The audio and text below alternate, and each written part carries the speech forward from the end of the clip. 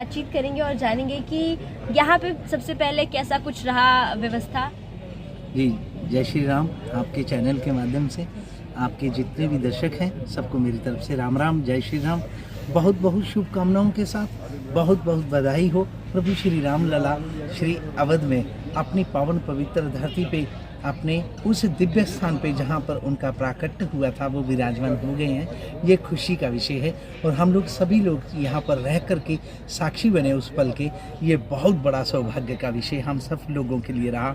वास्तव में मन इतना प्रसन्न रहा, खुश रहा, आंखें एकदम सबकी वहाँ पर देख रहे थे, सभी रो रहे थे हमारी खुशी के कि प्रभु श्री राम आज 550 वर्षों की इस प्रकार की ऐसी यात्रा थी कि पता नहीं कितने मरे होंगे, कितने वहाँ पे लड़े होंगे, कितने झगड़े होंगे और वो दिव्य आत्माएं भी जिन्होंने अपने प्राणों की आहुतियाँ दी होंगी लड़ झगड़ के प्रभु श्री राम के उस दिव्य मंदिर के लिए कि मंदिर में राम लला विराजमान हो। वो भी ऐसा महसूस हो रहा था, मैं खुद अपनी मैंने वहाँ पे महसूस कर रहा था, अपने मन में देख रहा था कि क्या वो भी वहाँ पे होंगे।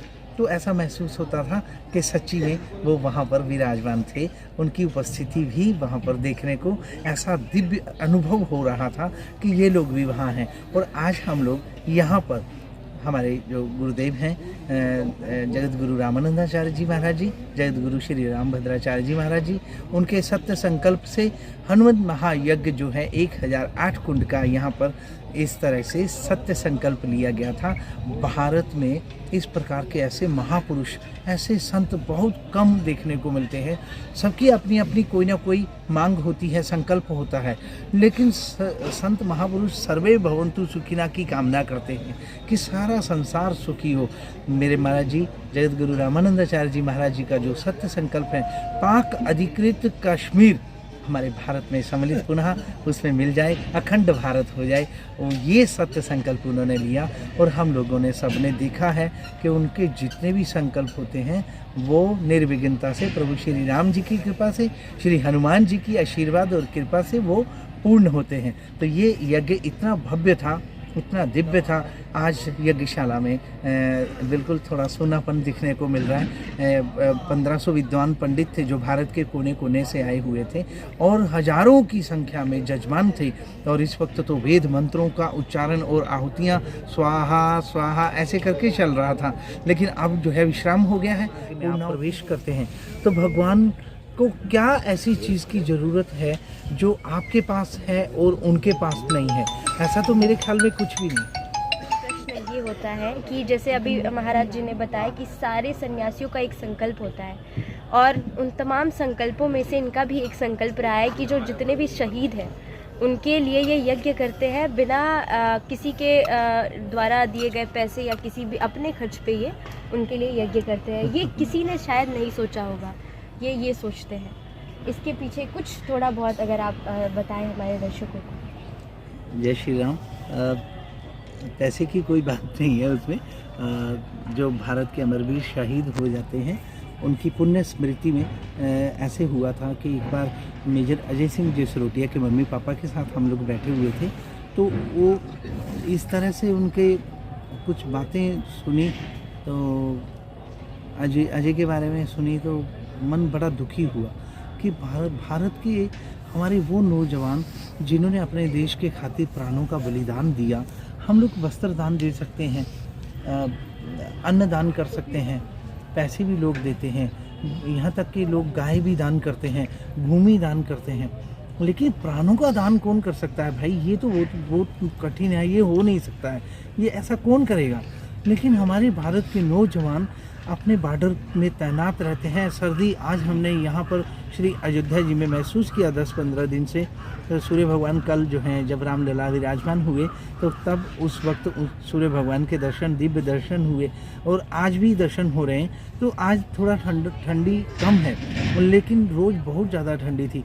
लेकिन मैं ऐसा मानता हूँ कि हमें ठंडी का अनुभव है। हम बद्रीनाथ में भी रहते हैं, यहाँ भी हमारे भारत में हर जगह ठंडी तो पड़ती ही है, लेकिन ये जो ठंडी है इतनी ज़्यादा है, अंदाज लगाया जा सकता है कि पहाड़ों में उन बॉर्डरों पे जहाँ पूरा प्रदेश ठंडा है और और वहाँ कैसे रहते होंगे अपने देश के खातिर प्राणों का सर्वोच्च बलिदान उन महापुरुषों के लिए।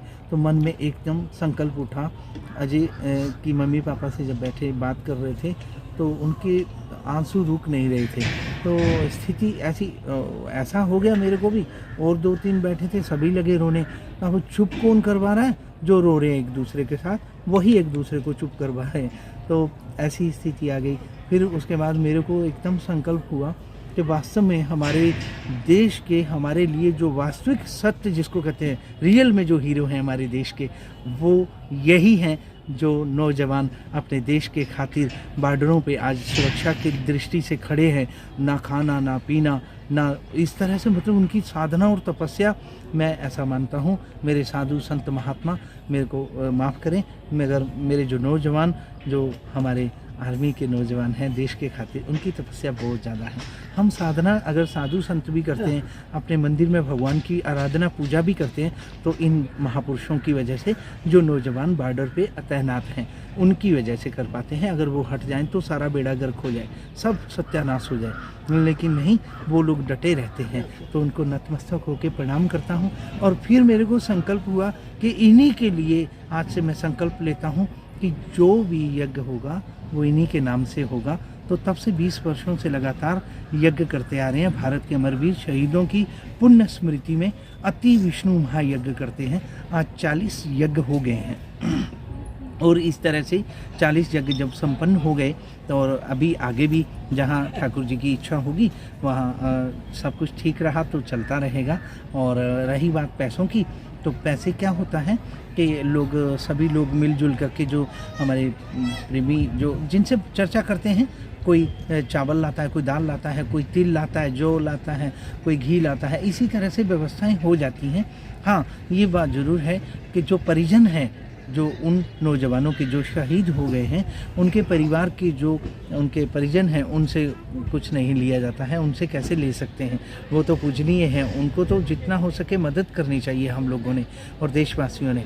तो बाकी इसी तरह से हम लोग सब एकत्रित होकर के उन नौजवानों के परिवार को यज्ञशाला में ला के बैठाते हैं, हवन करवाते हैं। उनसे ज़्यादा प्रभाव पड़ता है। हम लोग हवन करेंगे तो उतना फ़र्क नहीं पड़ता है कि अगर उस नौजवान की बेटी बैठ के, या उसकी बहन बैठ के, या उनकी पत्नी, या उनकी माँ बैठ कर के हवन करेंगी तो वो ज़्यादा प्रभावकारी होगा। तो वो उसमें ज़्यादा फ़र्क पड़ता है क्योंकि वो भावना से ओतप्रोत है। तो ये यज्ञ वगैरह सब श्रद्धा का विषय है। श्रद्धा और भाव से आहुतियाँ देने से उस महापुरुष, या उस देवी देवता, या उस कोई भी आत्मा को जब आप आवाहन करके, याद करके ये इस प्रकार की आहुतियाँ देते हैं तो उसे प्राप्त होती हैं। तो ये रहा यज्ञ का विषय। और आपका बहुत बहुत धन्यवाद है। आपके फिर जितने भी दर्शक हैं सबको जय श्री राम, जय श्री राम, जय श्री राम। जगह उसको लेके यदि आप कुछ बताना चाहें। उसको लेकर के मैंने कहा कि गुरुदेव का जो संकल्प है वो निर्विघ्नता से आज तक सारे पूरे हुए हैं। और ये जो यज्ञ श्री अवध में श्री हनुमत महायज्ञ हुआ है 1008 कुंड का, ये इसका संकल्प यही था। तो ये मैं यही मानता हूँ कि गुरुदेव के जितने भी संकल्प हुए हैं वो सारे निर्विघ्नता से संपन्न हुए हैं प्रभु श्री राम जी की कृपा से, आशीर्वाद से, हनुमान जी की। तो ये भी मेरे ख्याल में, जो मैं समझता हूँ, ज़्यादा समय नहीं लगेगा, लेकिन बहुत जल्दी ये समाचार भी सुनने को मिलेगा। जी, जय श्री राम।